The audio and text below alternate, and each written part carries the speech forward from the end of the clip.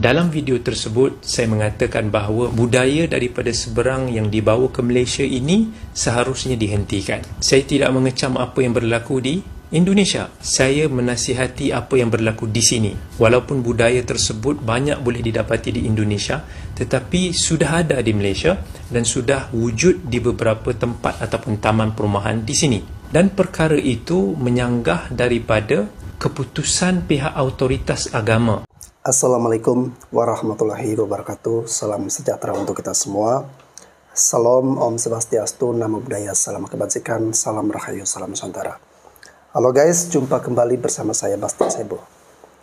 Oke, beberapa hari yang lalu saya pernah mereaksi sebuah video dari maaf ya, ternyata bukan dokter ya, tetapi dokter ya, Dr. Kamilin Jamilin ya. Jadi Dr. Kamilin Jamilin ini membuat sebuah video, kalau dalam bahasa beliau kejut sahur, yang artinya sorry kalau saya salah diterjemahkan dalam bahasa Indonesia, berarti suara sahur, suara bangun untuk bangunin sahur ya.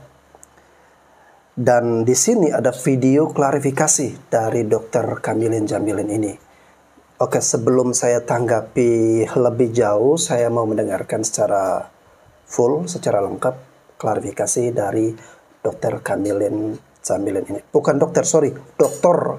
Kamilin Jamilin. Oke, kita langsung gas. Assalamualaikum saudara-saudaraku daripada Indonesia semua. Baru-baru ni saya ada buat satu video yang bertajuk Hentikan Perarakan Kejut Sahur. Video ini telah tersebar luas di TikTok, di IG, di Facebook. Tetapi dengan video ini saya mendapat satu kecaman yang hebat, khususnya daripada sahabat-sahabat, saudara-saudara saya daripada Indonesia. Di TikTok misalnya ada lebih daripada 16,000 komen. Di IG juga dan di Facebook. Ratusan ataupun ribuan komen-komennya itu yang mengecam video saya. Ada yang memaki hamun, saya dicaruti, saya dimaki, saya dikecam, saya diugut, saya dikata dengan kata-kata yang tidak baik. Ramai juga yang private message saya di Facebook ataupun di IG yang juga mengecam dengan kata-kata yang subhanallah, masya Allah. Saya sendiri rasa terkejut membacanya. Saya tidak menyangka kecaman yang begitu hebat daripada saudara-saudara saya daripada Indonesia. Saya juga diberitahu bahawa ramai daripada influencer di Indonesia yang juga mengecam saya. Mungkin ramai yang tidak faham dengan konteks nasihat saya di sebalik video tersebut. Dalam video tersebut, saya mengatakan bahawa budaya daripada seberang yang dibawa ke Malaysia ini seharusnya dihentikan. Saya tidak mengecam apa yang berlaku di Indonesia. Saya menasihati apa yang berlaku di sini. Walaupun budaya tersebut banyak boleh didapati di Indonesia, tetapi sudah ada di Malaysia dan sudah wujud di beberapa tempat ataupun taman perumahan di sini. Dan perkara itu menyanggah daripada keputusan pihak autoritas agama ataupun pihak mufti di sini yang menyanggah perbuatan tersebut. Di sini pihak mufti ataupun di Indonesia mungkin kita kata kalau di Muhammadiyah itu adalah lajnah tarjih, di NU mungkin ada lajnah ulama'nya, majlis ulama'nya. Di sini pihak autoritas adalah mufti. Jadi mufti juga sudah memberikan teguran supaya jangan dinyaringkan bacaan ataupun suara di luar kawasan masjid melalui pembesar suara selain daripada azan dan iqamat. Kerana apa? Kerana itu boleh mengganggu jiran tetangga kawasan di sekitar. Saudara kena faham, di Malaysia ini kami tinggal dalam masyarakat majmuk yang mana berbilang bangsa, berbilang agama. Di sini tidak semuanya Muslim. Jadi Islam itu adalah agama yang memiliki toleransi dan meraihkan semua pihak. Walaupun mungkin jiran tetangganya juga Muslim, tetapi kondisinya juga tidak semuanya sama. Ada yang bekerja siang malam, ada yang mungkin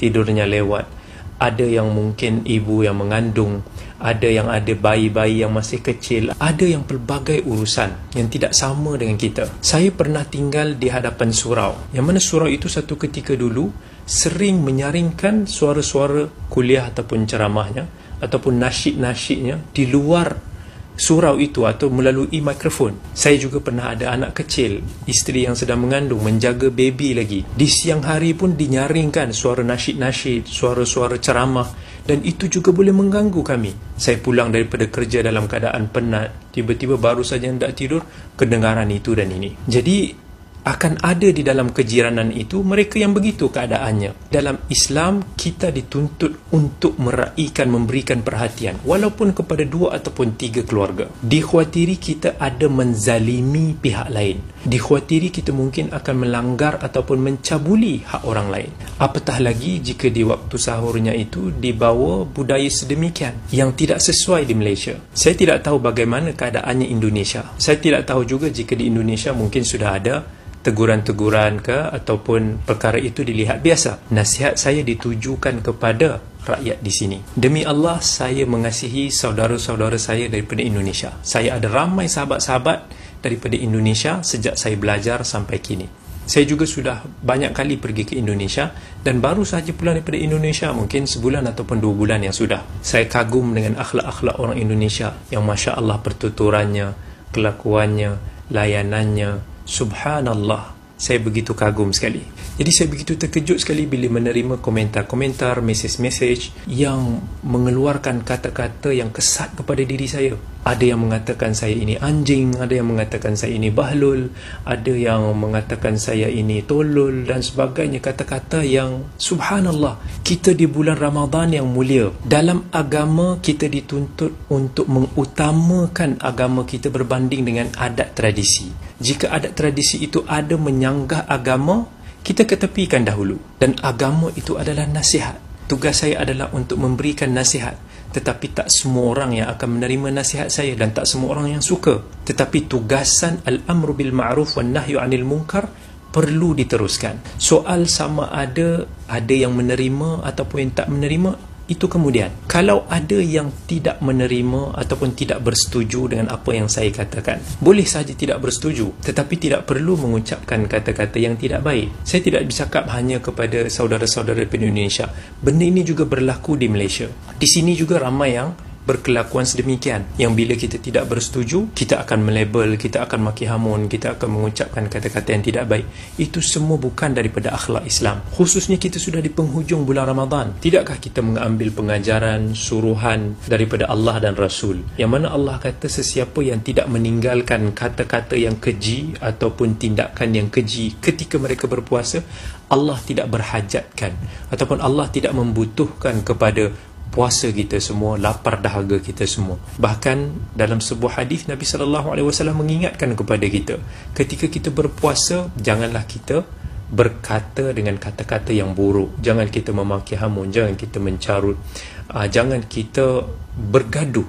Jadi sekiranya perintah daripada Allah dan Rasul ini tidak meresap dalam jiwa kita, tidak kita ambil endah, kemudian kita berasa begitu sensitif ataupun kita berasa marah kerana adat tradisi kita ini diganggu gugat, sedangkan perintah daripada agama itu yang sepatutnya kita dahulukan. Saya akan terus memberikan nasihat ataupun menyampaikan apa yang saya lihat sebagai satu kebenaran. Tidak bersetuju dengan saya tidak mengapa, tetapi berakhlaklah dengan akhlak yang baik. Saya juga saudara seagama kalian, saya bukan musuh kalian. Mungkin ada 1 atau 2 nasihat daripada saya yang saudara tak boleh terima, tetapi mungkin ada berpuluh lagi nasihat saya yang boleh diterima. Saya tidak akan membalas kata-kata tersebut dengan kata-kata yang sama juga, tetapi saya akan balas dengan kata-kata yang lebih baik sesuai dengan perintah Allah dalam Al-Quran. Idfa' billati hiya ahsan. Balaslah dengan kata-kata yang lebih baik. Fa idzal ladzi bainaka wa bainahu adawah ka'annahu waliyyun hamim. Boleh jadi seorang yang ada permusuhan sebelum itu, satu hari nanti akan menjadi kawan yang baik. Apa pun Nabi SAW dah bagi tahu, ad-dinun nasihah. 3 kali Nabi sebut agama itu nasihat, agama itu nasihat, agama itu nasihat. Saya hanya menyampaikan dalam ruang ilmu yang saya tahu, di dalam suasana masyarakat yang saya tahu. Siapa yang boleh mengambil manfaat, ahlan wa sahlan. Siapa yang tak mau, enggak apa-apa, bisa aja. Apapun saya doakan, semoga semua kita memperoleh hidayah. Itu lumrah sebagai seorang pendakwah. Saya juga insan yang tidak sempurna. Saya tidak berasa hati dan saya maafkanlah semua yang berkata begitu kepada saya. Kerana itu adalah dakwah. Tapi sebagai saudara seagama, janganlah jika kita tidak menerima satu teguran ataupun nasihat itu, kita memberikan lontaran kata-kata yang tidak sepatutnya. Setahu saya tidak mengucapkan kata-kata yang tidak senonoh. Saya menjaga tutur kata saya. Tapi sekiranya ada kesilapan, saya juga pohon maaf. Saya doakan juga semoga saudara-saudara semua diberikan rahmat oleh Allah. Semoga amal soleh kita diterima oleh Allah. Jangan kata-kata yang tidak baik. Kita khawatiri pahala-pahala puasa kita ni semua akan terpadam. Selamat berpuasa dan selamat Hari Raya Aidilfitri kepada saudara-saudara saya semua di luar sana, daripada mana jua anda berada. Wow, luar biasa ya. Saya jadi terharu mendengarkan kata-kata dari Dr. Kamilin Jamilin. Dalam video klarifikasi tadi saya melihat ada gambar ya, thumbnail dari channel YouTube saya. Memang kemarin saya juga membuatkan video ya kepada untuk Dr. Kamilin Jamilin. Jadi dalam video tersebut ya adalah video reaksi di mana saya menampilkan reaksi daripada netizen Indonesia ya yang menanggapi video dari Dr. Kamilin Jamilin ya. Dan luar biasa sekali Dr. Kamilin Jamilin ini. Beliau dengan sikapnya yang sikap rendah hati, dengan sikap dan akhlak yang baik, dengan tutur kata yang penuh sopan santun, ya beliau tidak membalas dengan makian atau dengan kata-kata yang seperti tadi diserang oleh netizen, tetapi beliau membalas dengan kata-kata yang lebih baik, lebih bijak. Dan di sini terlihat sekali Dr. Kamilin Jamilin ini sangat menjaga adab dan tutur kata ya. Oke, mohon maaf ya Dr. Kamilin Jamilin.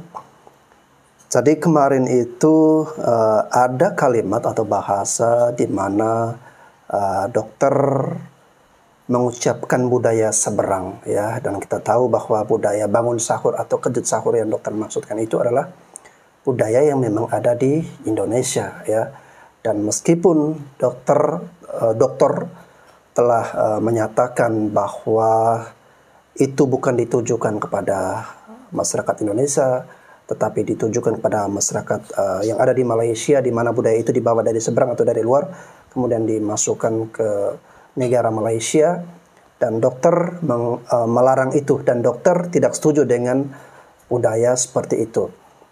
Dan kami sebagai orang Indonesia, kami mencerna apa yang dimaksudkan atau apa yang diucapkan oleh dokter itu memang tertuju kepada kami ya, kepada masyarakat Indonesia. Walaupun dokter menyanggah bahwa tidak secara spesifik menyebut nama negara ya, atau bukan ditujukan kepada masyarakat Indonesia. Tetapi kami sebagai masyarakat Indonesia merasa kami memiliki budaya seperti itu ya. Jadi kami juga berhak untuk speak up. Kami juga berhak untuk beropini, berpendapat, dan menyanggah apa yang dokter sampaikan ya. Oke, Dr. Kamilin Jamilin, saya sendiri adalah seorang non-muslim ya. Saya dari Nusa Tenggara Timur, dan Nusa Tenggara Timur itu di sana masyarakat hampir mendominasi Kristen ya, Kristen, baik Kristen Katolik atau Kristen Protestan ya. Dan saya sekarang berada di Pulau Jawa ya. Dan terus terang sebagai non-muslim saya sudah terbiasa ya, setiap perayaan Idul Fitri ada suara bangun sahur seperti itu. Lalu kemudian di hari-hari besar saudara-saudari kami yang beragama Islam merayakan, kami merasa tidak terganggu, kami merasa tidak terusik dengan suara seperti itu. Justru kami kebagian merasakan suasana dengan saudara-saudari kami yang muslim. Bahkan di bulan Ramadan, bulan yang penuh berkah ini, kami juga merasakan berkahnya juga. Saya ini tinggal di kompleks yang dikelilingi semuanya mayoritas muslim ya.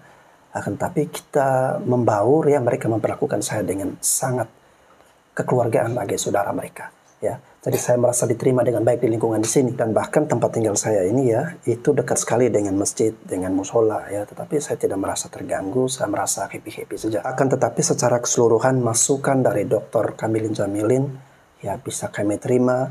Saya juga secara pribadi mau menyampaikan permohonan maaf kepada Dr. Kamilin Jamilin yang mungkin ada ucapan atau kata-kata saya yang menyakiti hati dokter ya. Saya juga mengajak para netizen Indonesia yang menyaksikan konten ini Mari kita berbesar hati ya untuk saling memaafkan dan tidak memusuhi Dr. Kamilin Jamilin ini ya. Dan beliau juga sangat bagus sekali menyampaikan ceramahnya, menyampaikan kata-kata yang saya sendiri dengar rasanya adem, rasanya sejuk ya.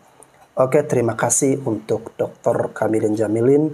Semoga kita tetap merajut kebersamaan, merajut persaudaraan. Saya Bastian Sebo, salam dari Indonesia.